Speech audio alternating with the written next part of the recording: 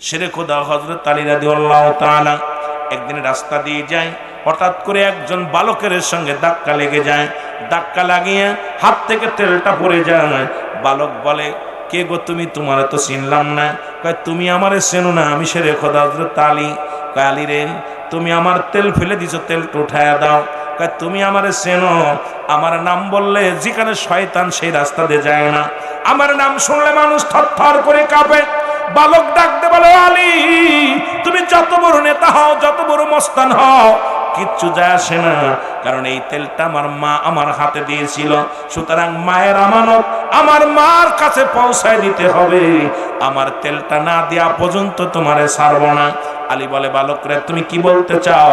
বলে, তুমি যত বড় নেতা হও, যত বড় নবীর সাহাবী হও না কেন, আমার তেলটা না দেওয়া পর্যন্ত আমি তোমারে ছাড়তাম না। তাড়াতাড়ি আমার তেলটা দিয়ে দাও, যেহেতু আমার মায়ের কাছে যাবো, আমার মার আমানত। হযরত আলী কি করলেন? একটু বালি হাতের মধ্যে নিয়ে এইরকম চিবি যখন মারলেন, সমস্ত তেল ছেড়ে দিল। বালকটা পাতিলের মধ্যে তেল নিয়ে বলে, আলহামদুলিল্লাহ। বলে ডাক দে, বলে, আলী রে, তোমাকে ধন্যবাদ, কারণ আমার মায়ের অদা রক্ষা করতে পারলাম। আমার মার কাছে আমি নিয়ে যেতে পারবো। রওনা হয়ে গেলেন। বালক খুশি হয়ে চলে গেলেন। আলীও মনটা বেজার করে রওনা দিয়ে দিলেন যে এক বালকে আমাকে ধমক দেয়। পিছন থেকে মাটি ডাক দে, আলী। হযরত আলী পিছন দিকে তাকা, দেখে রে কোনো মানুষ দেখা যায় না। আবার ডাক দে, বলে, আলী। পিছন দিকে ডাক দে, দেখে কোনো মানুষ দেখা যায় না। এবার তৃতীয়বার যখন ডাক দিলেন, শেরে খোদা হযরত আলী ডাক দে, বলে, কে রে তুমি? ডাকো, সামনে আসো। জবান খুলে গেলেন, জমিনের জবান খুলে গেলেন। জমিন বলে, আলী, আমি মাটি। ও আলী, আমি মাটি। সঙ্গে সঙ্গে আলী দাঁড়াইলেন। বলে, আলী রে, মাটি বলে, মাটি বলতেছে, আলী রে, তুমি শুনে রাখো, এই মাত্র আমার হাড্ডি ভেঙেছো সিবি দিয়া। মনে রাখো, বেশি দিন দেরি নাই, আমার মধ্যে যখন আসবা, আমিও মাটি, তোমার হাড্ডি ভেঙে দিব, তখন বাঁচার মতো গতি নেই। শেরে খোদা হযরত আলী আওয়াজ করে কাঁদতে লাগলেন, ক্ষমা চাইলেন। ক্ষমা না পেয়ে কাঁদতে কাঁদতে চলে গেলেন। দীর্ঘ 2টা বছর হযরত আলী কাঁদতেছিলেন। আল্লাহর নবী একবার ঈদুল ফিতরের নামাজ শেষ করে রাসূলুল্লাহ সালাম ফিরায়া, রাসূলুল্লাহ থেকে আলী নাই, কাঁদতে কাঁদতে রওনা দিয়ে দিলেন। রাসূল পাক সাল্লাল্লাহু আলাইহি সাল্লাম হযরত আলীর বাড়িতে আসলেন। সালাম দে, আসসালামু আলাইকুম আলী। আলী কান্দে। মা ফাতেমা ডাক দে, আব্বা জান, আপনার জামাতা নামাজ শেষ করে, ঈদের নামাজ শেষ করে এসে সেদি এত কান্না কাঁদতেছে, এত কান্না, বালকদের মতো কাঁদতেছে, বালকদের মতো কাঁদতেছে। আমার নবী, কালীরে কি হয়েছে? হুজুর, আপনি তো 10 জন সাহাবীর ফিল জান্নাতি, ওমর ফিল জান্নাতি, উসমান ফিল জান্নাতি, আলী ফিল জান্নাতি। সুতরাং 10 জন সাহাবীর মধ্যে আমি 4 নাম্বার সাহাবী, আপনি জান্নাতি ঘোষণা করেছেন। ইয়া রাসূলুল্লাহ, আমার নবী কয়, কি হয়েছে বলো? বলে, ইয়া রাসূলুল্লাহ, ইয়া হাবিবাল্লাহ, ওই কবরে যেদিন আমারে শোয়া দিব,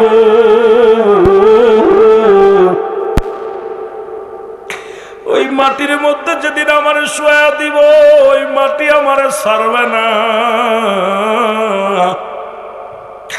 আমি নিজ কানে শুনেছি, মাটি আওয়াজ দে বলেছে, আলী রে, আলী রে, আজকে তুমি আমার চাপ দিয়ে হাড্ডি ভেঙে দিলা, তুমি আমার ভিতরে আসো, আমিও তোমারে দেখবো। ইয়া রাসূলুল্লাহ, ইয়া হাবিবাল্লাহ, না জানি কখন মারা যায়, না জানি কখন দুনিয়া থেকে বিদায় হয়ে যায়।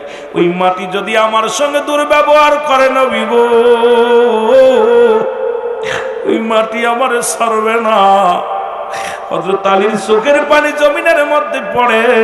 এত কান্না করতে করতে সর্বশেষে আওয়াজ শুনতে পাইলেন, আলী, তোমার কান্না সহ্য করতে পারি নাই, আমরা জমিন তোমারে মাফ করে দিছি। জোরে বলেন সুবহানাল্লাহ। সুতরাং এই কবরের চিন্তা যদি কোনো মানুষের ভিতরে থাকতো, ও যুবক, এই মানুষটার যদি একবার চিন্তা হতো, এই কবরে একটা রাত আমি কেমনে থাকবো, একটা দিন আমি কেমনে থাকবো, একটা ঘন্টা আমি কেমনে থাকবো, একটা সেকেন্ড আমি কেমনে থাকবো, যেখানে কোনো বাতি নাই, আলো নাই, মুসলমান সাথী নাই, বন্ধু নাই, বান্ধব নাই, এই জায়গা কেমনে থাকবে আমার বাবারা? আমার শোনো, এই জন্য নবীর সাহাবীরাও কেঁদে গেছেন, অসংখ্য নবীগণকে দেখেছে। ওই কবর হলো মানুষের দ্বিতীয় ঘাঁটি। 1 নাম্বার ঘাঁটি হলো মরণ। এই মরণ থেকে আল্লাহ বাঁচার কোনো পথ নাই, উপায় নাই। এই মরণটার কথা বলতে গেলে অনেক কথা এসে যায়। একজন নবী এখনো জান্নাতের মধ্যে আছে, যার নাম হলো হযরত ইদ্রিস আলাইহিস সালাম। এই ইদ্রিস আলাইহিস সালামের কাছে আজরাইল এসে জানটা নিয়ে গেল।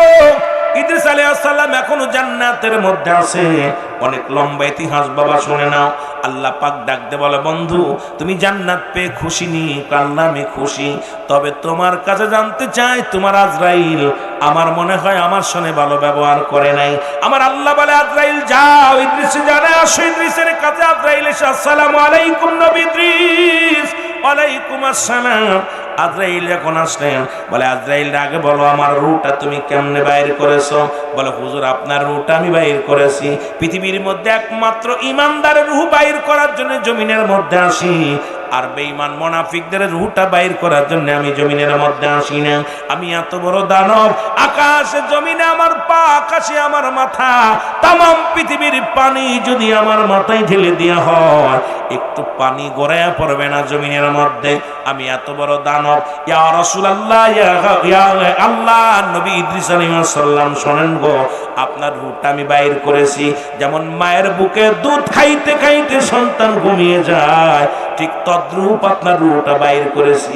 ইদ্রিস আলাইহিস সালাম চিৎকার দিয়ে বলে, আজরাইল এই মউত যদি এত কঠিন হয়, যাদের মরণের সময় তুমি যন্ত্রণা দিয়ে মারো তাদের মরণটা কত কঠিন হয়। বলো খারাপ আছে ইব্রাহিম আদম, যে কথা বলতেছিলাম, পৃথিবীর মধ্যে 3টা বিপদ গো। নাম্বার 1, 1 নাম্বার বিপদ হলো মানুষের মরণ। 2 নাম্বার হলো কবর। 3 নাম্বার হলো কিয়ামতের ময়দান। 1 নাম্বার হলো মরণ। এই যেভাবে তাকে 1 নাম্বার হলো মরণ। এই মরণের পেয়ালা পান করতে হবে। একমাত্র স্রষ্টার মৃত্যু নাই, সৃষ্টির মৃত্যু আছে। এই মালাকুল মউতের চিন্তা আপনার আমার জীবনে, আমার মনে হয় আপনারও নাই, আমারও নাই। যদি এই চিন্তা থাকতো, এই দুনিয়ার মধ্যে অন্যায় পথে পা বাড়াইতাম না, জুলুম করতাম না, ব্যভিচার করতাম না, অন্যায় কাজ করতাম না। দুনিয়ার মধ্য থেকে মনে হয় বিদায় নিব না, এমন একটা ভাব। এই জন্য দুনিয়ার জিন্দেগি মনে হয় ছেড়ে যাব না, এমন একটা চিন্তাধারা আমাদের আপনাদের মধ্যে এসে গেছে। এই কারণে দুনিয়ার মানুষগুলো পাপ কাজে লিপ্ত হয়ে গেছে। যারা বলেন ঠিক কিনা? যে কথাগুলো বলি দিলের কান্ডা লাগে, শোনো। মরণের ভয়ের দরকার। আজকে দেখি মরা মানুষের সেলফি তুলে রে, মরা মানুষের দাদার সেলফি তুলিয়া ছেড়ে দেয়, বাইর সেলফি তুলে ছেড়ে দেয়। মানুষ মৃত্যুবরণ করে, তাকে নিয়েও মানুষ মজা করে, কবর নিয়ে মজা করে। গতকালকে দেখলাম টাকার জন্যে মুসলমান একটা নারী 1 ঘন্টা কবর করে তার ভিতরে রাখা হলো। আবার টাকা 1000 টাকার জন্যে আবার উনি উত্তোলন করলো।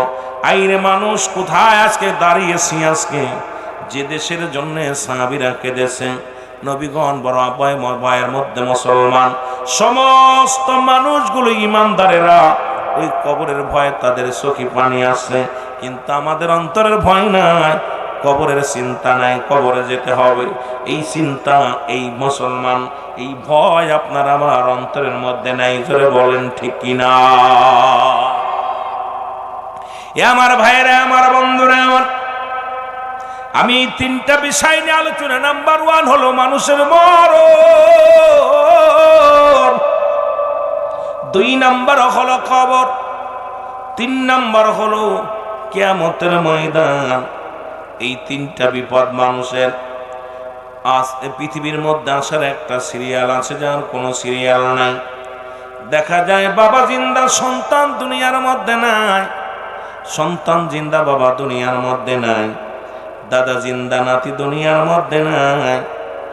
কত মানুষ এই দুনিয়ার মধ্যে, দাদা বেঁচে আছে, নাতি দুনিয়া থেকে বিদায় হয়ে গেছে। রব্বুল আলামিন আমাদের যারা আপনজন চলে গেল, কখন যেন আমাদেরও বিদায় নেওয়া লাগবে। আল্লাহ মরণের আগে আমাদের ঈমানকে তুমি মজবুত বানায়া দিও। এই জীবন জীবন নয়, এমন একটা জীবন আসবে গো যে দেশে গেলে মানুষের বিচার হয়, যে দেশে গেলে মানুষের হিসাব হয়, যে দেশে গেলে মানুষ আর কোনোদিন ফিরে আসবে না। সেই দেশের যাত্রী আমরা। রব্বুল আলামিন আপনাকে আমাকে জান্নাতের বাগানে বসার মতো সুযোগ করে দিল। যখন বান্দা জান্নাতের বাগানে রওনা দিল, তার প্রতিটা কদমে কদমে রব্বুল আলামিন সগীরা গুনাহগুলো মাফ করে দিছে। জোরে বলেন মারহাবা। পৃথিবীর কোথাও গেলে গুনাহ মাফ হইতো না রে মুসলমান, শোনো। বাজারে গেলে গুনাহ মাফ হইতো না, শ্বশুর বাড়ি গেলে গুনাহ মাফ হইতো না, মেলায় গেলে গুনাহ মাফ হইতো না। শুধু জান্নাতের বাগানে নিয়ত করে রওনা দিছেন আল্লাহ, অমুক জায়গা আজকে ওই সাবিতলার মাহফিলে, রাজা সাবিতলার মাহফিলে আমি গুনাহগার যাব গো আল্লাহ। বাড়ি থেকে নিয়ত করে যখন রওনা দিছেন, প্রতিটা কদমে কদমে আমার আল্লাহ রাব্বুল আলামিন সগীরা গুনাহগুলো মাফ করে দিছে। জোরে বলেন সুবহানাল্লাহ। কি গুনাহ? সগীরা গুনাহ। আমরা শুধু সগীরা গুনাহ করি নাই, পদে পদে করেছি কবিরা গুনাহ। নামাজ ছেড়ে দেয়া কবিরা গুনাহ, মিথ্যা বলা কবিরা গুনাহ, বেগানা নারীর সঙ্গে দেখা দিয়া কবিরা গুনাহ, বেগানা পুরুষের সঙ্গে দেখা দিয়া কবিরা গুনাহ। হাজার হাজার গুনাহ করলাম। এই গুনাহগুলো মাফের দরকার আছে কি না? এ দুনিয়ার মুসলমান এই গুনাহগুলো যদি মাফ করাইতে চাও গো, আল্লামা কুতুবী রাহমাতুল্লাহ বয়ান করে, দুনিয়ার মানুষ শোনো, এই গুনাহগুলো যদি মাফের দরকার হয়, কোথাও যদি জান্নাতের বাগানের সংবাদ শুনতে পাও, ওই জান্নাতের বাগানখানা আঁকড়ে ধরে কোনো ব্যক্তি যখন খাস তওবা করে আল্লাহ বলে ডাক দেয়, রব্বুল আলামিন বান্দার জীবনের সব গুনাহ মাফ করে দেয়। জোরে বলেন মারহাবা। আর একটু জোরে জোরে চিল্লায় বল আল্লাহু আকবার। আমার মরণ আসিবে কখন কেউ তো জানি না, আমার মরণ। আরো জোরে জোরে বলেন, আমার মরণ আসিবে কখন কেউ তো জানি না। আমি চলে যাব, তোমরা আমায় ভুইলা যাইও না। আমি চলে যাব না, আমার মরণ আসিবে কখন কেউ তো জানি না। আমার ডানে বামে মাটি, আমার মাটির বিছানা। ডানে বামে এই পৃথিবী চিরদিনই থাকার জায়গা নয়, অন্ধকার কবর যে তোমার আসল ঠিকানা। রে মানুষ, অন্ধকার কবর যে তোমার আসল ঠিকানা। এই আমি চলে যাব, আমায় তোমরা বইলা যাইও না। আমি চলে যাব না, আমার মরণ আসিবে কখন না। ডানে বামে মাটি, আমার মাটি বিছানা। ডানে বামে মাটি। এই দুনিয়ার মধ্যে বড় কষ্ট দিত গো এই বালকের বাদশা ইব্রাহিম আদমের আল্লাহ একটা স্ত্রী দিয়েছিল, সতী সাথী স্ত্রী। এই বিবি ডাক দে কয়, স্বামী আপনি জনগণকে কষ্ট দেন, জনগণের কষ্ট দেন, জনগণ সইতে পারে না। এই জনগণ গুলো আমার স্বামী অনাহারে আছে, কষ্ট করে, আপনার কি মরণের চিন্তা হয় না? ইব্রাহিম আদম কয়, বিবিরে আমার মরণের ভয় লাগে না। কেমনে মরণের ভয় করব? মৃত্যুর তো চিন্তায় হয় না, মরা লাগবে, এই চিন্তা তো আমার ভিতরে আসে না। বিবি ডাক দিলেন একজন আল্লাহর মাহবুব বান্দাকে, ডাক দিলেন হুজুর ইমাম সাহেবকে। ইমাম সাহেব, হুজুর আপনি দয়া করে আমার স্বামীকে একটা তাবিজ দেন, আমার স্বামীকে একটু ওষুধ দেন যাতে মরণের ভয় জাগে। এবার ইমাম সাহেব হুজুর ডাকতে বলো, ও বালকের বাদশা ইব্রাহিম আদম, তোমার অন্তরে কেন মরণের ভয় জাগে না? তোমার অন্তরে কেন মরণের ভয় জাগে না? ইব্রাহিম আদম কয়, ও হুজুর, ইমাম সাহেব হুজুরে শোনেন, কত মানুষ আমার গোরস্থানে ঘুমাইল, আমার বাবা দাদা সবাই চলে গেল, কিন্তু আমার ভিতরে কেন যেন মরণের ভয় লাগে না, মরণের চিন্তাও হয় না। প্রজাদের কষ্ট দিই, প্রজারা কষ্ট পায়, আনন্দ লাগে। এর মুসলমান কত মানুষ মেরে রাত মুসলমান উল্লাস করে, কত মানুষ বোমা ফাটায়া মানুষকে হত্যা করে শান্তি পায়, কত মানুষ দেখবেন নৃত্য করে আর মারে, আর কোন মানুষ এই মরার খবর শুনিয়া চোখের পানি ছাড়ে। এই নিষ্ঠুর পৃথিবীর মানুষগুলোর দিলে মায়া নাই রে, মায়া নাই। ওই আল্লাহ ব্যক্তি ডাকতে বলে, ইব্রাহিম আদম, তুমি মৌতের চিন্তা করবা, বেশি বেশি মরণের চিন্তা করবা, দেখবা মানুষের কষ্ট দিবা না, তোমার দ্বারাই মানুষ কোনোদিন কষ্ট পাবে না। তুমি বেশি বেশি করে কি করবা? মৌতের চিন্তা করবা। ইব্রাহিম আদম স্বর্ণ দিয়ে একটা মালা বানাইলেন, খুব খেয়াল করবেন কথাগুলো বাবা। স্বর্ণ দিয়ে একটা তসবি বানাইলেন, এই তসবিটা বানাইয়া সকাল সন্ধ্যা রাত্রে বলে 500 বার মৌত মৌত মৌত মৌত মৌত মৌত মৌত। সকালবেলা উঠে পড়ে মৌত মৌত মৌত মৌত মৌত। কিন্তু আর সুদের কারবার বেশি করে, ঘুষের কারবার বেশি করে, প্রজাদেরকে কষ্ট দেয়। এইটা দেখাবার পরিবর্তন হলো না। আজ স্ত্রী যাইয়া ডাকতে বলো, হুজুর কেমন ওষুধ দিলেন গো? স্বামী আমার সারা রাত পরে যাই নামাজে বইয়া কয় মৌত মৌত। সকালবেলা উঠা প্রজাদেরকে কষ্ট দেয়, সকালবেলা উইটা প্রজাদের কাছে চক্রবৃদ্ধি সুদ নেয়, প্রজাদের কাছ থেকে কি করে? করা দায়ী করে, জোর করে করা দায়ী করে। আবার সকালবেলা উইটা মৌত মৌত করে 500 বার পড়ে, কিন্তু তার মরণের ভয় হয় নাই। ইমাম সাহেব হুজুর আইয়া দাঁড়াইয়া দেখে, আরে কি তদবির দিলাম হুজুর, ওনারে তো বললাম 500 বার ওই না মরণের চিন্তা বেশি করবেন, কিন্তু উনি তো মরণের চিন্তা করলে সুদ খাইতে পারে না, ঘুষ খাইতে পারে না। মরণের চিন্তা করলে এই লোকটা তো মানুষের কাছে কর আদায় করতে পারে না, মানুষকে কষ্ট দিতে পারে না, মানুষকে নিয়ে খেলা করতে পারে না। এইবার মুসলমান ইমাম সাহেব হুজুর ডাক দে বলে, হুজুর আপনাকে মরণের ভয় জাগে না অন্তরের ভিতরে?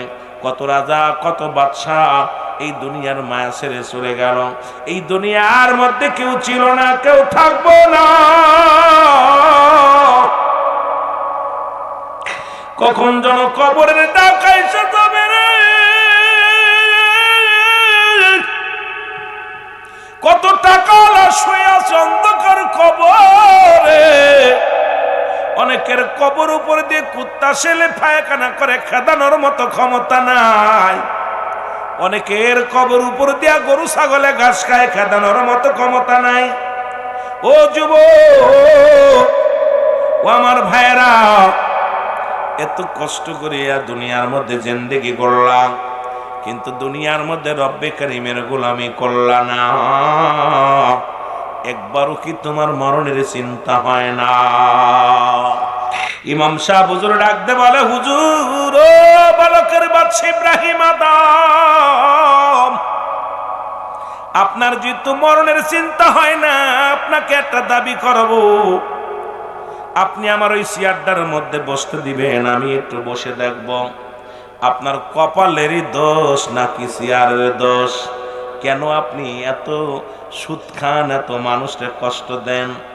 ইব্রাহিম আদমকে ডাকতে বলে, আপনি চেয়ারটা ছেড়ে দেন। আজকে এমপি হইয়া কত মানুষের পা ধরে ধরে ভোট চায়, যখন চেয়ার পেয়ে যায় প্রজাদেরকে কষ্ট দেয়, মিথ্যা মামলায় জেলে ঢুকায়, বাড়ি ঘর লুট করে নেয়, এমপি হইয়া, মন্ত্রী হইয়া, চেয়ারম্যান হইয়া, ইউনিয়নের চেয়ারম্যান হইয়া কত প্রজারে কষ্ট দেয়।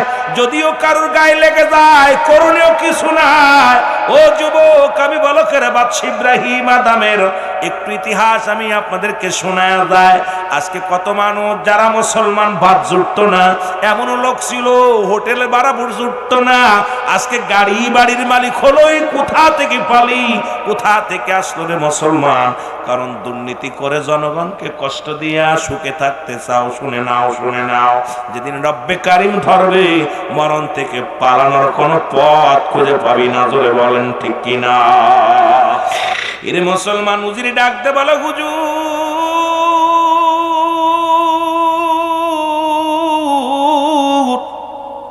খবরদার, হুজুরে বিশ্বাস করা যাবে না, হুজুর মানুষ বিশ্বাস করা যাবে না।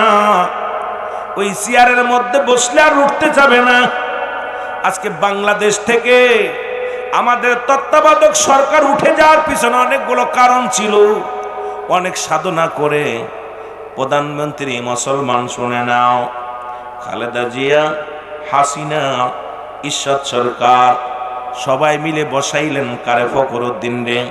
ওরে 3 মাসের চেয়ারে বইয়া 2টা বছর কাটায়া দেশে চেয়ার ছাড়ে না। বর্তমান ইউনূস সরকার বসাইল জনগণ শান্তির জন্যের। যুবক, এই একটু ভালো করে শুনবেন, আলোচনা মজা লাগবে। মরণের ওয়াজ কোনো বানোয়াট ওয়াজ নয়। অনেক সাধনা করে বসাইল বাংলার জনগণ, যে একদল চলে গেছে, আর ভালো একজনে বসাইলাম, মনে হয় ভালো হবে। 2টা বছর পার হয়ে যায়, তাদের মাথায় কোনো চিন্তা নাই। জনগণ বলো মুসলমান, শুনে যাও, আজকে মুসলমান এই জনগণের জন্য কেউ নাই। আজকে জনগণকে কষ্ট দিয়ে আমার দেশের নেতারা শান্তি পায়। তাদের দরকার চেয়ারের। কত রক্ত গেল, কত বাড়িঘর গেল, কত লাশ পড়ে দেখার সময় নাই। দরকার শুধু চেয়ারের, দরকার শুধু চেয়ারের। জোরে জোরে চিল্লায় বলা যাবে না, ঠিক কিনা? এ যুবক, উজিরি ডাকতে বলে, হুজুর চেয়ার ছাড়বেন না। চেয়ার একবার যদি মজা পাওয়া যায়, তাহলে কিন্তু আর জীবনেও ছাড়বে না। আল্লাহর বন্ধু ডাকতে কয়, ও বলকের বাদশা ইব্রাহিম, একটা মাত্র দাবি, আমার একটা মাস চেয়ারে বসতে দেন, দেখি আপনার কপালেরই দোষ নাকি চেয়ারের দোষ। উজির কয় না হুজুর ছাড়বেন না।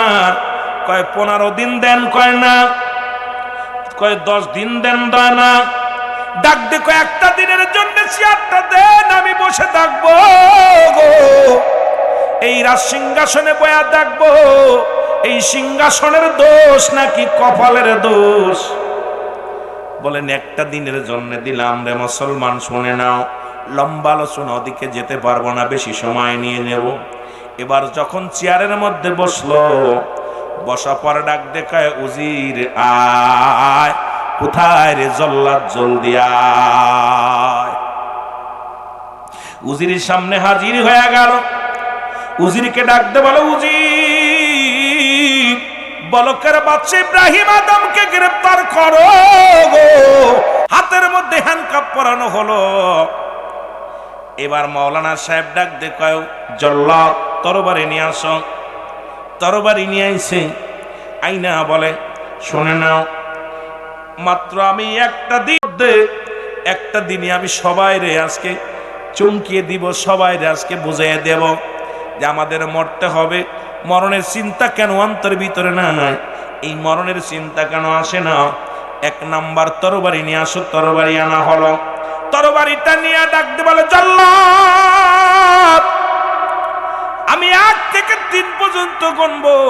3 পর্যন্ত গুনার সঙ্গে সঙ্গে বাদশা, মুসলমান বালকের বাদশা ইব্রাহিম আদমকে ঘাট থেকে, গর্দান থেকে তার মাথাটা জমিনের মধ্যে ফেলে দিবা।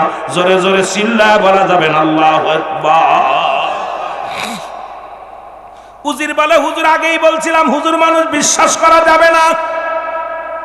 দেখছেন অবস্থা কি? খাল কেটে কুমির আনলেন, নিজের ফাঁদে নিজে পড়লেন, এখন তো জীবনটা হারিয়ে যাবে। হুজুর বলে, যিনি বসে আছে বাদশা, উনি বলে কথা বলবে না, কথা কম, কাজ বেশি। জল্লাদের তরবারি নিয়ে এসে দাঁড়াইলেন। জল্লাদের তরবারি দেখে মুসলমান শুনে নাও, বাদশা মুসলমান বলকের বাদশা ইব্রাহিম আদম থরথর করে কাঁপন শুরু করে দিছে, আর ঝরঝর করে চোখ দিয়া পানি শুরু হয়ে গেছে পড়া। আর মুসলমান চোখের পানি সিঁড়ি ঘাম ঝরতেছে, দরদর করে ঘাম ঝরে। এবার যখন থরথর করে কাঁপে, বাদশার চোখের পানি দেখে এবার আল্লাহর মাহবুব বান্দা ডাক দে বলে, বলকের বাদশা ইব্রাহিম আদম, তোমারে 3টা প্রশ্ন করব, যদি উত্তর দিতে পারো তাহলে তুমি বেঁচে যাবা, আর যদি না দিতে পারো তোমাকে শিরচ্ছেদ করা হবে। বলে তাড়াতাড়ি বলো, টাইম তো বেশি নাই, কারণ টাইম চলে যায়, তাড়াতাড়ি বলো। বলে 1 নাম্বার, আমি বলতে চাই তুমি এত কাঁপতেছো কেন? কাঁপার কারণ কি? থরথর করে কাঁপো। বলে হুজুর, জীবনে কত মানুষের বিনা অপরাধে ফাঁসি দিলাম, বিনা অপরাধে জেল খাটাইলাম, বিনা অপরাধে কোথায় তাদেরকে রেখে দিলাম, কত কষ্ট দিলাম, কত মায়ের বুক খালি করলাম, বিবির কোল খালি করলাম, দুনিয়ার মধ্যে সন্তানকে বাবা হারা করলাম, কিন্তু জীবনে তো মৃত্যু এত কঠিন আমি বুঝতে পারি নাই। এখন জল্লাদ দাঁড়িয়ে আছে তরবারি নিয়ে, আমার ভয়ে কাঁপতেছি, যে কোনো মৃত্যু হুকুম দিলে আমাকে গর্দান থেকে মাথাটা ফেলে দিবে, এইটা ভয়ে আমি থরথর করে কাঁপতেছি। বলে 1 নাম্বার প্রশ্নের জবাব ঠিক। 2 নাম্বার প্রশ্ন, তোমার গা দিয়ে এত ঘাম ঝরছে কেন? এই ঘাম ঝরার কারণ কি? বলে হুজুর, 2 নাম্বার প্রশ্ন না করলেন ঘাম ঝরে কেন? আমি কোনো বুদ্ধি পাইতেছি না, আমি কোনো বুদ্ধিতে কাজ হয় না, প্রেসার বেড়ে গেছে, কারণ কোনো সিলাই বাঁচা যায় কিনা এইটা আমি গবেষণা করতেছি, এত টেনশন মাথার ভিতরে নিয়েছি যে কোনো উপায় বাঁচা যায় কিনা, কারণ আমাকে তো এখনই শিরচ্ছেদ করা হবে, কারণ আমি তো এখন সাধারণ পাবলিক, আপনি এখন রাজা, সুতরাং একটা দিনের জন্য যেহেতু আপনি বলকের বাদশা, সুতরাং আপনার হুকুম ধীরথি মুসলমান কার্যকারী হবে, এই ভয়ে আমি কাঁদতেছি, এই ভয়ে আমার আমার গা দিয়ে ঘাম ঝরে, যে প্রেসার বেড়ে গেছে, টেনশনে আছি, কোনো উপায় বাঁচা যায় কিনা এই টেনশনে আছি। নাম্বার 2 প্রশ্নের জবাব ঠিক আছে। নাম্বার 3, আপনি এত চোখ দিয়ে কেন পানি পড়ে? বলে হরে, জীবনে কত ফাঁসি দিলাম, কত মরণ আসলো, আজকে নিজের চোখে দেখতেছি আজরাইল দাঁড়ায় রয়েছে রে, আরে মরণ, আইরে মরণ, হয়তো কিছু সময়ের মধ্যে আমি মরে যাব। আরে জীবন কত বাড়ি ঘর, কত কি রেখে গেলাম, আরে কেউ আজকে বিপদের দিনে আমার নাই, আরে আইরে জীবন, ছাদের বিবি আমার নাই, রাজদরবারে যত প্রহরী আছে কেউ আমার নাই, মন্ত্রী নাই, এমপি নাই, রাজপ্রাসাদে যত আছে লোকজন কেউ আমার নয়, আইরে কাদের জন্য কি করলাম, কেউ তো আমার সুপারিশ করলো না, কেউ তো আমার পক্ষে দাঁড়াইলো না, এই আফসোসে আমার চোখ দিয়ে পানি বাইরে রয়েছে। এবার মুসলমান হুজুর কইলাম, আপনার চেয়ারটা ফেরত নেন, কারণ আমি এই যে আপনি সারা জীবন মৌতের চিন্তা করছেন, কোনদিন আপনার মরণের ভয়ে ঘুষ খাওয়া বন্ধ হয় নাই, মরণের ভয়ে আপনার সুদ খাওয়া হারাম হয় নাই, বন্ধ হয় নাই, দুনিয়ার মধ্যে মানুষের নির্যাতন করা বন্ধ হয় না, আর 5 মিনিটের মধ্যেই আপনার মরণের ভয় আসছে। এই নেন আপনার কপালের দোষ, ওই চেয়ারের দোষ, কপালের দোষ না চেয়ারের দোষ, কারণ এর ভিতরে ভুলে যান, বসলে পারে ভুলে যান, এটা বুঝি আর সারা লাগবে না, মনে হয় বাপদাদার সম্পদ একবারে লিখে নিছি, যা খুশি তাই করব, যা ইচ্ছা তাই করব, পৃথিবীর মধ্যে নিজের ইচ্ছা মতো চালাইব, এটা চলবে না, চলবে না। এবার মুসলমান বলকের বাদশা ইব্রাহিম আদম ডাক দেখো, হুজুর এই লন্ডাস দরবারের চাবি, আমি আর জীবনে এই চেয়ারের মধ্যে বসবো না, আমার বোঝা হয়ে গেছে এই চেয়ারের মধ্যে বসলে আল্লাহ পাওয়া সম্ভব নয়, এই চেয়ারের মধ্যে বসলে জীবনে মরণের ভয় আসে না, এই চেয়ারের মধ্যে বসলে সুদ ঘুষ ছাড়া যায় না, এই চেয়ারের মধ্যে বসলে সৎ পথে চলা যায় না, এই চেয়ারটার বড় কপালের দোষ আছে, চেয়ারের দোষ আছে, আমি আর আজ থেকে বলকের বাদশা হইয়া জীবন যাপন করব না, আমি বলকের একজন সাধারণ নাগরিক হইয়া বাস করবো। জোরে বলেন সুবহানাল্লাহ।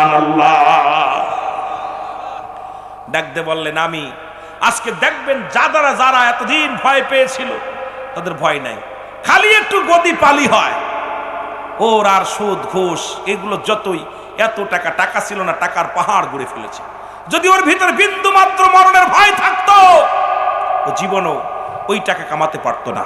ওই টাকা আসলে জনগণকে বিলিয়ে দিত, রাস্তাঘাট করত। রাস্তার অবস্থা কাহিল, দেশের অবস্থা কাহিল, কারণ নিজের আখের গুছাইছে, ওর চিন্তা নাই। আল্লাহ বলে কুল্লু মান আলাইহা ফান, সব শেষ, ওর চিন্তাই নাই। না, ওর চিন্তা আছে খালি মজুত করো, এই অমুক ব্যাংকে বিদেশে পাচার করো, অমুক ব্যাংকে এটা থো, এই জমি জমা সব দখল করে পার্ক বানাও, বাড়ি বানাও, গাড়ি বানাও। কিন্তু খোদার কসম, আল্লাহ কি বলে কুল্লু মান আলাইহা ফান, সব শেষ। ওই চিন্তা ওর ভিতর ছিল না। ওই চিন্তা যদি ওর ভিতরে থাকতো, জীবনে ঘুষ খাইতো না। ওই চিন্তা যদি ওর মধ্যে থাকতো, জনগণের চাউল মেরে খাতো না। ওই চিন্তা যদি থাকতো, জনগণের সোয়াবিনের তাল চুরি করে থুতো না। ওই চিন্তা যদি থাকতো, ওই রিলিফের চালগুলো মেরে খেতো না। চিন্তা যদি থাকতো, এই দুনিয়ার মধ্যে মুসলমান, শুনে নাও, রাস্তাঘাটের টাকা মেরে খেতো না। ওই চিন্তা যদি থাকতো, এই পৃথিবীর মধ্যে গরিব অসহায় মানুষের 10 কেজি আটা এটাও মেরে খেত না, কারণ ওই চিন্তার মধ্যে নাই। ওর চিন্তা, আমি এত টাকা খরচ করে এমপি হইলাম, মন্ত্রী হইলাম, এখন আমার আখের গুছাইনি, কিডা কি করলো, কিডা কি করলো। কারণ আমার মুসলমান যদি মুসলমান সুসমল এবং হয়, যদি তার সুন্দর মনটা হয়, যদি সুন্দর বন্টন হয়, এই পৃথিবীর কোনো প্রতিটা জেলার মধ্যে উন্নয়ন হতো, প্রতিটা সমাজ উন্নয়ন হতো, ইউনিয়ন উন্নয়ন হতো, ওয়ার্ড ইউনিয়ন উন্নয়ন হতো, মুসলমান এক একটা ইউনিয়ন উন্নয়ন হতো, এই থানা জেলা উন্নয়ন হতো। আজকে উন্নয়নের জোয়ারের নামে গলো স্লোগান দেয়, আসলে 100 টাকা, কাজ করে 10 টাকা, 90 টাকা পকেটে। কারণ এই 90 টাকা পকেটে রেখে তুমি যা রেখে গেলা, খোদার কসম করে বলি, এই টাকাই একদিন জাহান্নাম ডেকে আনবে। কারণ মানুষের অভিশাপ উড়াইবে। মানুষের মুসলমান কষ্ট দেয়া সুখী হতে চাও, কোনোদিন সম্ভব নয়, সম্ভব নয়। কারণ আল্লাহর আদালতে তোমার ধরা পড়তে হবে। জোরে বলেন ঠিক কিনা? যে কথাগুলো বলি দিলের কান্ডা লাগায় শোনো। বলতেছিলাম 1 নাম্বার হলো মরণ। আল্লামা মুফতি আমজাদ আলী সাহেব তার কিতাব লেখলেন, কিতাবের নাম বাহারে শরিয়াত। এই কিতাবের মধ্যে উনি বর্ণনা করলেন, মানুষ যখন মারা যায়, 70টা তাজা উটের গায়ের চামড়া জবাই না করিয়া উল্টো দিকে টান দিয়া লবণ আর মরিচ লাগায় দিলে যতটুকু যন্ত্রণা হয়, এর চাইতে 70 গুণ যন্ত্রণা হলো একটা সাধারণ মৃত্যু। এর চাইতে সাধারণ মৃত্যু হলো এইরকম মৃত্যুর ভয়, কবরের ভয় যদি থাকতো রে মুসলমান। এখন আমরা যারা মরণকালে পায়খানা করে দিই, যারা আমরা জিহ্বা বাইর হয়ে যায়, যাদের মরণের সময় চোখ দুটি বড় বড় হয়ে যায়, তাদের মরণটা কত কঠিন হয়। আল্লাহ ও আমার আল্লাহ, এদের মরণটা কেমনে হয় শুনে নাও মুসলমান, শুনে নাও। এই মরণের ভয় যাদের ছিল, কবরের ভয় যাদের ছিল, নবীর সাহাবীদের, এই নবীর একজন যুবক সাহাবী, এ যুবক শুনে নাও, রাসূলুল্লাহর যুবকগুলো সাহাবী ছিল, তারা পাপকে কত ভয় পেত, জিনাকে ভয় পেত, দুনিয়ার মধ্যে সবগুলোকে ভয় পেত রে মুসলমান। এই আজরাইল আলাইহিস সালাম যখন রূহটা নেবে, ওই ব্যক্তি পৃথিবীর মানুষ এমন ভাবে ধরবে রে, আমার যুবক বন্ধুরা, আজরাইল যখন আপনারা আমার রূহটা নিয়ে চলে যাবে, ওই মায়েতের কান্না যদি দুনিয়ার মানুষ জানতো, দুনিয়ার মানুষ যদি দেখতো, দুনিয়ার মানুষ যদি বুঝতো রে মুসলমান, একটা মানুষ ঘর করতে পারতো না, এই মানুষগুলো দুনিয়ার মধ্যে অন্যায় পথে পা বাড়াইতে পারতো না। যখন আপনারে আমারে দাপনে কাপনের পরাইয়া গোসল করাতে নিয়ে যাবে,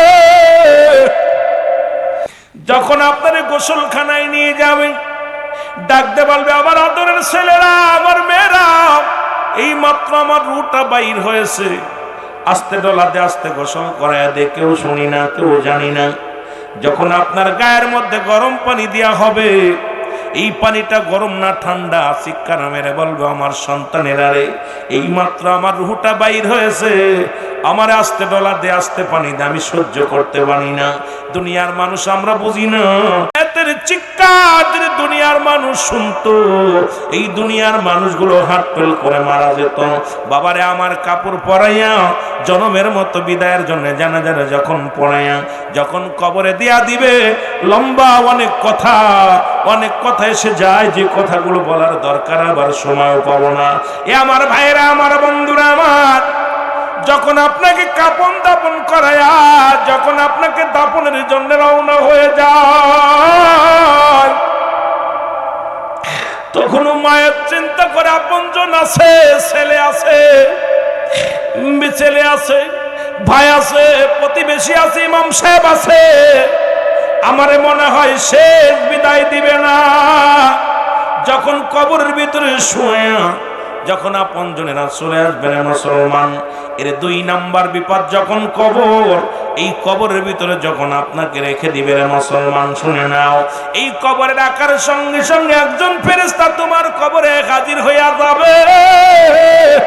আমরা জানি মুসলমান, কবরে শোয়ানোর পর মনকার নেকিরা এসে যাবে কবরের মধ্যে। শুনে নাও, এই পৃথিবীর মধ্যে আপনার আমলনামা কেরামন খাতিবিন 2 জন ফেরেশতা লিখে রাখছে, আপনি কোথায় আছেন, আজকে কি করতেছেন, কালকে কি করছেন, 1 সেকেন্ড আগে কি করছেন, 1 ঘন্টা আগে কি করছেন, সব লিপিবদ্ধ আছে রে মুসলমান। শুনে নাও, এই ব্যক্তি তখন মুসলমান যখন কবরে ঢুকবে, ও যুবক, এই নুমান ফেরেশতা ডাক দিয়ে বলবে, আসসালামু আলাইকুম, ও জহিরুল হক সাহেব, ওঠো বান্দা, তুমি ওঠো। উনি উঠে দাঁড়াইবি, দাঁড়ায় বলবে, বান্দা তুমি দুনিয়ার জিন্দেগিতে 2টা কাগজ থাকবে মুসলমান ফেরেশতার হাতে। এই নোমান ফেরেশতার হাতে 2টা পত্র থাকবে, একটার ভিতরে ভালো আমল, একটার ভিতরে মন্দ আমল। এই ভালো কাগজটা হাতের মধ্যে সর্বপ্রথম দিবে, দিয়া বলবে, বান্দা এটা লিখে দাও, যার যার আমল নামা তার লেখা লাগবে। এদিন বলা যাবে না আমি টিপসই দিই, আমি লেখাপড়া জানি না, আপনার যার যার আমল নামা তার লেখা লাগবে। যুবক, এই আমল নামাটা যার আমল নামা তার লেখা লাগবে। এবার নোমান ফেরেশতা ডাক দে, বলে, বান্দা লিখে দাও। বলে, আমি কলম পাবো কই, আমার কাছে কোনো কলম নাই। ডাক দে বলে, বান্দা কলম তোমার ডান হাতের শাহাদত আঙ্গুল মুবারক, এইটা তোমার কলম। আমি অনুরোধ করে যাব, যুবক রে, এই হাত দে আর সুদের কারবার করিস না, ঘুষের কারবার করিস না। এই হাত দে দান দিয়ান কর, এই হাতের মধ্যে আর গাঁজা ধরিস না, মদ ধরিস না, এই হাতটার মধ্যে আর ইয়াবা ধরিস না, এই হাতটার মধ্যে আর হাত দে কারো কষ্ট দিস না রে যুবক। ডাকতে বলবে, তোমার ওই ডান হাতের শাহাদত আঙ্গুল মুবারক হলো কলম রে যুবক, এই কলমটা দিয়ে লিখে দাও, কলম পাইবে, কালি পাইবে না। ডাকতে বলে, বান্দা বলবো, ও ফেরেশতা, আমি কলম পাইলাম, কলমে তো কোনো কালি নাই। ফেরেশতা নোমান ফেরেশতা ডাকতে বলো, ও আল্লাহর বান্দা, কালি হলো তোমার মুখের থুতু মুবারক, আমি তোমাদের পায়ে ধরে বলে যাই, হাতে ধরে যায়, আজ থেকে আর এই মুখের মধ্যে বিড়ি দিস না, এই মুখটা দিয়ে আর কাউকে গালি দিস না, এই মুখের মধ্যে সুদের কার মুসলমান হারাম জিনিস ভক্ষণ করিস না, এই মুখ দিয়া বা খাস না, ফেন্সিল ধরাস না। এর যুবকরা তোদের পায়ে ধরে বলে যায়, এই মুখটারে পবিত্র রাখ, মুখটারে পবিত্র রাখ। এর 10 মাস 10 দিন যখন মায়ের পেটে ছিলা, ওই মায়ের পেটে থাকা অবস্থায় আল্লাহ রাব্বুল আলামিন মায়ের নাভির সঙ্গে তোর নাভিটা জুড়াইয়া দিছে। মায়ের নাভির সঙ্গে তোর নাভিটা জোড়াইয়া দিছে। এই কুরক্ত তোর নাভি দিয়া খাইছে, মুখ দিয়ে খাওয়াই না। এই মুখ দিয়ে আল্লাহর জিকির করবি, এই মুখ দিয়ে আল্লাহর মুসলমান কোরআন পড়বি, এই মুখ দিয়ে নবীর দুরূদ পড়বি, এই মুখ দিয়ে আব্বা মারে ডাকবি, এই মুখ দিয়ে সত্যের আহ্বান করবি। এই মুখটার মধ্যে আল্লাহ কুরক্ত ঢুকান নাই। মায়ের নাভির সঙ্গে নাভিটা জুড়াইয়া দিছে, 10 মাস 10 দিন খাওয়াইছে, নাভির সঙ্গে খাওয়াইছে রে যুবক। শুনে নাও, আজকে সেই মুখের মধ্যে কেমনে গাজায় টান দাও, সেই মুখ দিয়ে কেমনে তোমরা মুসলমান মদের মধ্যে টান দাও, সেই মুখ দিয়ে কেমনে তুমি বিড়ির মধ্যে টান দাও। একবার কি তোমার চিন্তা হয় নাই মুখটা পবিত্র রাখার দরকার? এরে বান্দা শুনে নাও, ডাক দে বলে, বান্দা তোমার মুখের থুতু মুবারক হলো কালি।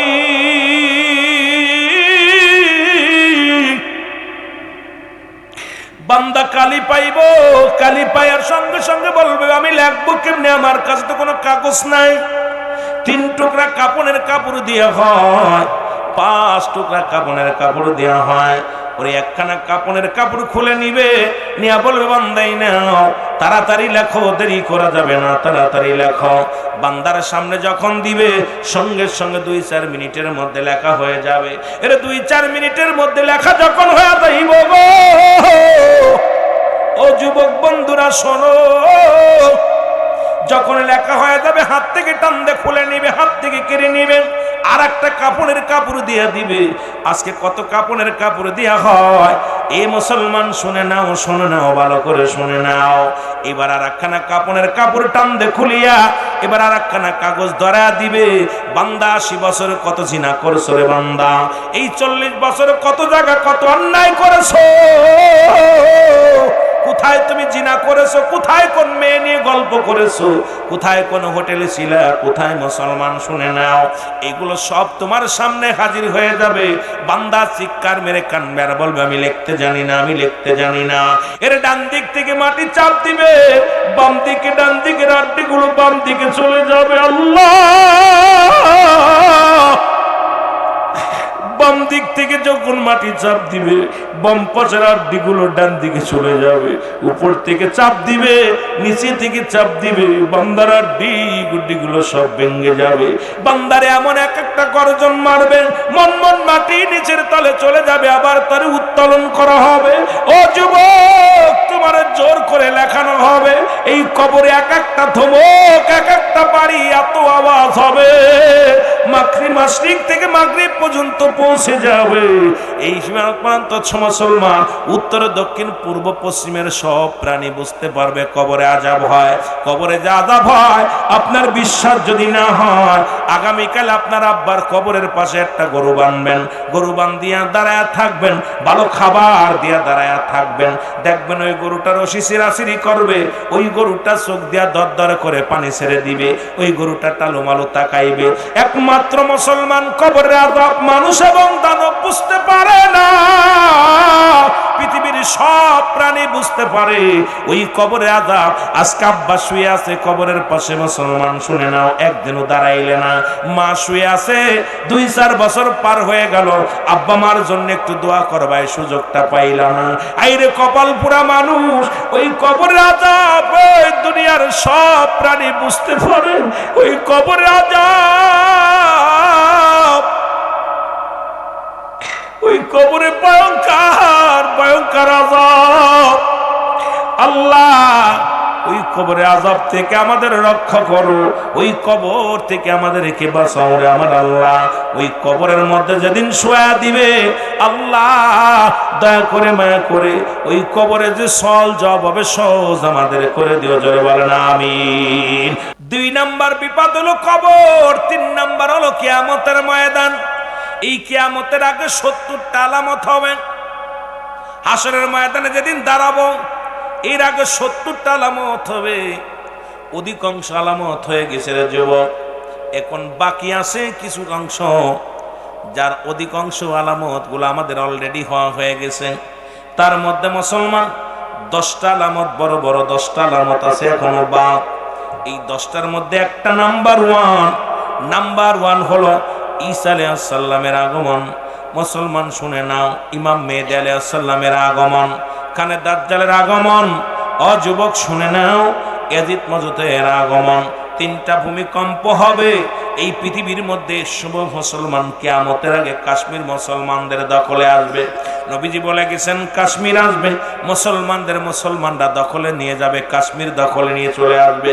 তখন মুসলমানদের বিজয় ডান্ডা বাজবে আকাশে। যুবক শুনে নাও,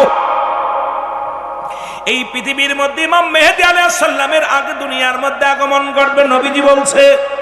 আর ইমাম মেহেদী আসার আগে 69 জন ভণ্ড নবীর আগমন, 39 জন ভণ্ড ইমাম মেহেদীর আগমন ঘটবে। এই দেশের মধ্যে অনেক পীর সাহেব ইমাম মেহেদী বলে দাবি করবে। যেমন আমার দেশে এক পীর সাহেব দাবি করে ফেললে আমি ফাতেমার স্বামী। এই রকম অনেক বন্ড রাবির বাবা আছে, জোরে জোরে বলেন ঠিক কিনা? যদিও বিবাড়িয়ার মানুষ আপনারা কষ্ট পাবেন না, পাশে কুমিল্লা বিবাড়িয়া পাশে। এখন তো ঘরে ঘরে কুমিল্লার জমিনে পীর আছে। এখন অনেকে বলতে পারেন হুজুর আমাদের বিরোধিতা আবার করা কেন শুরু করলেন? আমি কারো বিরোধিতা করতে চাই না। এইরকম অনেক পীর সাহেব আছে, তারা নিজের আউলাদকে বলে ইমাম মেহেদী গেছে রে মুসলমান শুনে নাও। ইমাম মেহেদী বাংলাদেশে আইতো না। ইমাম মেহেদী বলে যদি কোনো বাংলাদেশে কোনো ব্যক্তি দাবি করে, ওর জুতা দিয়ে যত পিটাবেন তত নেকি হবে, ততই সওয়াব হবে। জোরে জোরে বল, চিল্লায়া বলা যাবে না আল্লাহু আকবার। আল্লাহর নবী বলেন ইমাম মেহেদী মক্কা মদিনায় জন্মগ্রহণ করবে। উনার বাবার নাম থাকবে মুহাম্মদ, ও বাবার নাম থাকবে আব্দুল্লাহ, মার নাম থাকবে আমেনা। ইমাম মেহেদী আলাইহিস সালামের নাম থাকবে মুহাম্মদ, জোরে বলেন মারহাবা। রাসূলের মায়ের নাম, রাসূলের বাবার নাম থাকবে ইমাম মেহেদী আলাইহিস সালামের মা বাবার নাম। রাসূলের নামের সঙ্গে নাম থাকবে মুহাম্মদ নাম থাকবে। গোত্র থাকবে বদুয়া গোত্র, বংশ থাকবে ফাতেমার বংশধর। ভালো করে লিখে নেন মুসলমান, শুনে নেন। নবীজি বললেন ইয়ারা, নবীজি বললেন সাহাবীরা রে, ইমাম মেহেদীর বিবরণ তোমরা শোনো। সাহাবীরা বলে ইয়া রাসূলুল্লাহ, ইয়া হাবিবাল্লাহ, আপনি একটু বলেন, আমরা ইমাম মেহেদী বিষয়ে একটু বলেন, আমরা শুনতে চাই।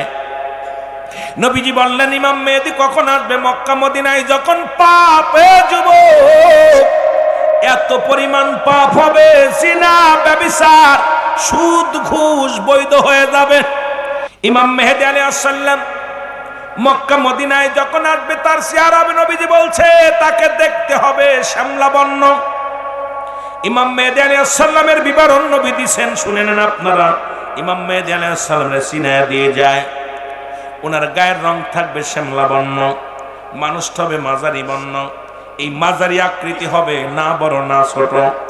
আমরা যেমন মানুষ এই রকম প্রকৃত মানুষ হবে।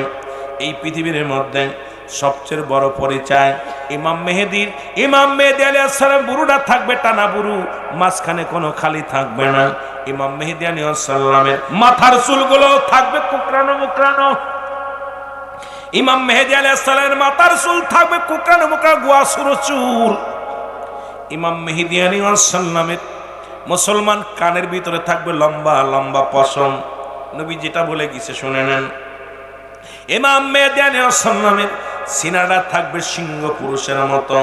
এই সিনাটা থাকবে একটু টান টান সিংহ পুরুষের মতো। ইমাম মেহেদী আলাইহিস সালাম এক নম্বরে সবচেয়ে বড় পরিচয় হলো উনি থাকবে তুতলা। যখন কথা বলতে যাবে জোরে জোরে থাবা মারবে উরুতের মধ্যে, এই জোরে জোরে থাবা লাগাইবে উরুতের মধ্যে। আর মুসলমান শুনে নাও, উনি এমন ভাবে রাস্তা দিয়ে চলবে মনে হয় ধুলাও যেন আঘাত না পায়। মাটিতে এমন ভাবে পা রাখবে রে, ওই জমিনের উপরে জমিন যেন টের পাচ্ছে না। জোরে জোরে চিল্লায় বলা যাবে না মারহাবা। ইমাম মেহেদী যখন 40 বছর পূর্ণ হয়ে যাবে, কয় বছর? 40 বছর যখন পূর্ণ হয়ে যাবে, মক্কা থেকে মদিনার দিকে রওনা হয়ে যাবে ইমাম মেহেদী আলাইহিস সালাম। মক্কার ঘরে ঘরে জিনা চলবে, মক্কার ঘরে ঘরে ব্যভিচার চলবে, মক্কার ঘরে ঘরে সুদ ঘুষ চলবে, মক্কার ঘরে ঘরে অনৈতিক কাজ চলবে। ইমাম মেহেদী আলাইহিস সালাম লজ্জায় রাতের অন্ধকারে ঘর থেকে বাইরে চলে আসবে। তখন যখন আসতে যাবে, পথের মধ্যে মানুষের সঙ্গে দেখা হয়ে যাবে, অনেক হক্কানি উলামা ইকরামের সঙ্গে দেখা হয়ে যাবে, আলেমের সঙ্গে দেখা হয়ে যাবে। এ মুসলমান, এবার ইমাম মেহেদীকে দেখেই চিনে ফেলবে। সবাই বলবে আপনি ইমাম মেহেদী, বলেন আমি ইমাম মেহেদী না। নিজের পরিচয় গোপন রাখবে, বলবে না আমার নাম মুহাম্মদ। লোকজনে বলবে না আপনি ইমাম মেহেদী, আমার রাসূল বলে গেছে যে কথাগুলো সব তো আপনার ভিতরে পাইতেছি, আপনি ইমাম মেহেদী আলাইহিস সালাম। তখন উপর থেকে আওয়াজ আসবে, গায়েবী একটা আওয়াজ, হাজা খলিফাতুন ফিল আরদ, হাজা খলিফাতুন ফিল আরদ। এই আওয়াজটা উপস্থিত উলামা ইকরাম শুনতে পারবে। তখন সবাই বলবে ইমাম মেহেদী গো, এবার কেমনে তুমি অস্বীকার করবা তুমি ইমাম মেহেদী নয়? তখন ইমাম মেহেদী আলাইহিস সালাম বলবে হ্যাঁ আপনারা ঠিকই বলেছেন, আমি হইলাম এই যুগের ইমাম মেহেদী আলাইহিস সালাম। জোরে জোরে চিল্লায়া বলা যাবে না সুবহানাল্লাহ। রাসূল পাক সাল্লাল্লাহু আলাইহি ওয়াসাল্লাম যে কথা বলে গেলেন, ইমাম মেহেদী আলাইহিস সালাম যখন প্রকাশ পেয়ে গেল মানুষের সামনে, সঙ্গে সঙ্গে সঙ্গে সঙ্গে কি হলো, এইবার এজিদ মজুদ যেটা ওই বাদশাহ জুলকারনাইন তামা 10টা লোহা দিয়ে একটা প্রাচীর বানায় রাখছে, প্রতিদিন আসিয়ার মধ্যে চাটা দেয়, প্রাচীর ছিদ্র করতে পারে না। যেদিন ইমাম মেহেদী আলাইহিস সালাম প্রকাশ পেয়ে গেলেন, সঙ্গে সঙ্গে জবান দিয়ে আলহামদুলিল্লাহ বাইর হয়ে গেল। আলহামদুলিল্লাহ যখন বাইর হয়েছে, সঙ্গে সঙ্গে এবার ছিদ্রা হয়ে গেছে। আর দুনিয়ার আলো বাতাস দেখার সঙ্গে সঙ্গে এত জোরে একটা আঘাত মারছে, আঘাত মারার সঙ্গে সঙ্গে সমস্ত প্রাচীর ভেঙে পড়ে গেছে। এই জমিনের মধ্যে সে পদ্মা, মেঘনা, যমুনা, পৃথিবীর যত পানি আছে সমস্ত পানিগুলো তারা খেয়ে ফেলবে। কয়েকটা উদাহরণ আপনি দিয়ে যায়, আপনাদেরকে শুনে নেন মুসলমান। সবকিছু খেয়ে ফেলবে। এবার দৌড়ে যাবে ইমাম মেহেদী আলাইহিস সালামের কাছে, মানুষ দৌড়ে যাবে, হুজুর এক জাতীয় হিংসু মানুষ আছে, প্রাণী আছে যারা আমাদেরকে ধরে ধরে মেরে ফেলতেছে, তারা সব দুনিয়ার খাবারগুলো খেয়ে ফেলতেছে, হুজুর আমাদের দয়া করেন। এবার ইমাম মেহেদী আলাইহিস সালাম দোয়া করবে। এই দোয়া যখন করবে, সঙ্গে সঙ্গে বিশে জাতীয় একটা প্রাণী আসবে, এটা ওদের গায়ের উপরে পড়বে, ক্যান্সার রোগ ধারণ হবে, এই প্রাণীগুলো সব মারা যাবে, দুনিয়ার মধ্যে পড়ে থাকবে, লাশগুলো পড়ে থাকবে। আবার দৌড়ায়া দিবে ইমাম মেহেদী আলাইহিস সালামের কাছে, হুজুর সর্বনাশ, সব লাশগুলো পড়ে আছে, দুর্গন্ধ ছড়াইতেছে। ইমাম মেহেদী আলাইহিস সালাম দোয়া করবে, এবার একটা প্রাণী আসবে, সেই প্রাণীটা হলো কাক জাতীয় কিছু প্রাণী পাঠাবে, এটা ঠুকায় ঠুকায় গোস্তগুলো খেয়ে ফেলবে, হাড্ডিগুলো পড়ে থাকবে। আবার দৌড়ায়া যাবে, হুজুর সর্বনাশ, এবার তো হাড্ডি পড়ে আছে, দুর্গন্ধে টিকতে পারি না। ইমাম মেহেদী আলাইহিস সালাম হাত উঠায়া দিবে, সঙ্গে সঙ্গে বিশাল একটা বৃষ্টি হবে। এই 24 ঘন্টা পানি নামবে উপরে থেকে, পদ্মা, মেঘনা, যমুনা যত নিচে জায়গা আছে সব প্লাবন হয়ে যাবে, পানিতে পানিতে ভরপুর হয়ে যাবে। এই দুনিয়ার যত ময়লা আবর্জনা সব ধুয়া ধুয়া নিম্ন কাতারে চলে যাবে। এই মানুষগুলোর ভিতরে শান্তি ফিরে আসবে। জোরে জোরে চিল্লায়া বলা যাবে না, মারা বাতিলেরা এই পীর মুরিদি মানতেই পারে না, অথচ ইমাম মেহেদী আলাইহিস সালামের হাতে বায়াত গ্রহণ করবে। হযরত ঈসা আলাইহিস সালাম এসে, ঈসা আলাইহিস সালাম হবে মুসল্লি আর ইমাম মেহেদী আলাইহিস সালাম হবে ইমাম। ইমামের পিছে নামাজ আদায় করবে, দুজন একসাথে কাফেলা শুরু করবে, ইসলামের দাওয়াত দিবে, মানুষের ভিতরে শান্তি ফিরে আসবে। এই মানুষগুলো মুসলমান, দুনিয়ার মধ্যে কোনো অভাব থাকবে না, মানুষগুলো সুন্দরভাবে জীবন যাপন করা শুরু করবে। কিন্তু মানুষের ভিতরে এত পরিমাণ লোভ দেখা দিবে, এত পরিমাণ লোভ দেখা যাবে, মুসলমানের যে বাল্যুয়া কিলাব, এই দুনিয়াটা পচা দুর্গন্ধ মরি। মানুষের চরিত্র হলো কুকুরের চরিত্র, কুকুর যেমন মরি পাইলে খুশি হয়, সে জামানার মানুষগুলো সম্পদ পাইলে খুশি হবে। বাবা তারা দালান কুটা করবে, আরো 10 তালা দিবে, বাড়ি হলে 3টা বাড়ি চিন্তা করবে, গাড়ি হলে আরো গাড়ি চিন্তা করবে। মুসলমান দুনিয়ার মধ্যে সম্পদ, এই সম্পদ সম্পদ সম্পদ, এটা কোন ভাবে আসতেছে চিন্তা করবে না, এটা হারাম কি হালাল দেখার সময় থাকবে না, খালি সম্পদ সম্পদ মুখী হয়ে যাবে। এই সময় আসবে মুসলমান, আসবে খানে দাজ্জাল, উনি আসিয়া দুনিয়ার মধ্যে মাত্র 40 দিন হায়াত থাকবে। এই 40 দিনে এক হাতে থাকবে জান্নাত, এক হাতে থাকবে জাহান্নাম। মানুষদেরকে বলবে আমাকে খোদা বলো, যা চাবে তাই দিব, আমাকে যদি খোদা মানতে পারো দুনিয়ার অবমাননা দূর হয়ে যাবে, নগদ জান্নাত দিব। মানুষকে জবাই করবে, এক হাতে থাকবে তরবারি, যাদেরকে জবাই করবে আবার তারে জিন্দা করবে, কাল্লা কেটে ফেলবে আবার তারে জোড়া লাগাইবে। এইটা দেখে দেখে মানুষগুলো, এই লুবি মানুষগুলো সব ঈমান হারায় ফেলবে। এই লুবি মানুষগুলো তার পক্ষে চলে যাবে। ইমাম মেহেদী আলাইহিস সালাম চোখের পানি ছেড়ে কাঁদবে, আল্লাহ তুমি দয়া করো, মানুষ তো ঈমান হারায় ফেলে। ঈসা আলাইহিস সালাম তখন একটা তরবারি নিয়ে কাবা শরীফ জিয়ারত করে, রাসূলুল্লাহর রওজা জিয়ারত করে, ঈসা আলাইহিস সালাম তরবারি নিয়ে ছুটবে, এমন ভাবে দাবর শুরু করবে, দাবরায়া দাবরায়া। মুসলমান শুনে নাও, পূর্ব থেকে পশ্চিম পর্যন্ত দাবরায়া কাবা ঘরের দক্ষিণ গেটের মধ্যে নিয়ে দাঁড়া করবে, পিছন থেকে যাইয়া এক কবে খানে দাজ্জালকে শিরচ্ছেদ করে ফেলবে। এবার যখন খানে দাজ্জালের মৃত্যু ঘটে যাবে, খানে দাজ্জালের মৃত্যুর পরে আমার বাবারা আমার ঈসা আলাইহিস সালাম এবার দাঁড়িয়ে থাকবে। আল্লাহ বলে আজরাইল আর দেরি নয়, আমার ঈসার মিশন শেষ হয়ে গেছে, এখন ঈসার জানাজা পড়বে ইমাম মেহেদী আলাইহিস সালাম। যাও আজরাইল, তাড়াতাড়ি যাও। আজরাইল আলাইহিস সালাম হাজির হয়ে যাবে। ঈসা আলাইহিস সালামের মৃত্যু হবে। ঈসা আলাইহিস সালামের কাফন দাফন করবে কোথায়? আমার নবীজি বলে গেছেন, যারা মক্কা মদিনায় হজ করতে গেছেন, রাসূলুল্লাহর পায়ের গোড়ে, ডান পায়ের গোড়ে একটা, কদমের গোড়ে একটা জায়গা আছে। নবীজি বলে গেছেন, আমার ইমাম মেহেদী আলাইহিস সালাম যখন আসবে, ঈসা আলাইহিস সালাম আমার উম্মত হয়ে আসবে, ইমাম মেহেদী আলাইহিস সালাম আসবে, আর আমি এই জায়গাটা রেখে গেলাম, এই পায়ের গোড়ে ঘুমাইবে হযরত ঈসা আলাইহিস সালাম, আমার পায়ের গোড়ে ঘুমাইবে। এখন রাসূলুল্লাহর কদমের গোড়ে একটা কবরের জায়গা রয়ে গেছে। জোরে বলেন সুবহানাল্লাহ। ঈসা আলাইহিস সালামের শেষ বিদায়ের পরে ইমাম মেহেদী আলাইহিস সালাম একটু ভেঙে পড়বেন। এই মানুষগুলো আবার মুখ ফিরা নিবে, এমন সময় একটা কালো ধোঁয়া আসবে। এই ধোঁয়াটা মানুষের নাকে লাগবে, ইমানদারের নাক দিয়ে ঠান্ডা পানি বাইর হবে, সর্দি লাগবে, আর বেঈমানদের আটটা ছিদ্রা দিয়ে দোয়া বাইর হবে। এই বেঈমানগুলো তাও শিক্ষা হবে না।